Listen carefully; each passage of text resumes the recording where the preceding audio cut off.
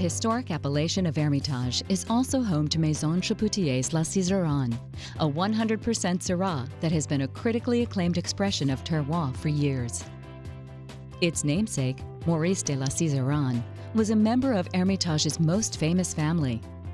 This vineyard, La Sizeranne, has been bought by my great-grandfather. His name was Marius.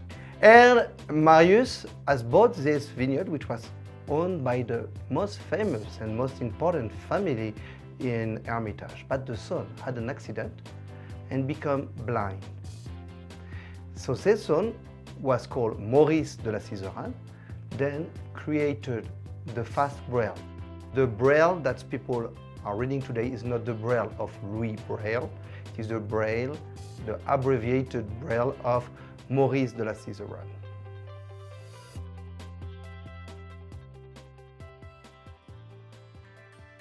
If we taste the Sizeranne, which is the blending of three soils, the granite of the Central Massif that we find on Bessart, then you have the sediment and limestone from Pre-Alps that we have on the Méal. Then you have the sediment, lighter sediment that we have on Greyfure. One is going the structure, the other the power, and the third the subtlety. Free quality, free wine. Yeah. So again, we are in Syrah. And here, characteristic of Hermitage, first nose, that smell ink, the black ink. Smoke, that can smell tar, that can smell the fireplace, the cold fireplace. Soot. What is interesting, if we open a bottle of Sizeranne, you will have this nose of fire, but then after 20 minutes, 1 hour, they will change to the fruit and to give the place to the flower.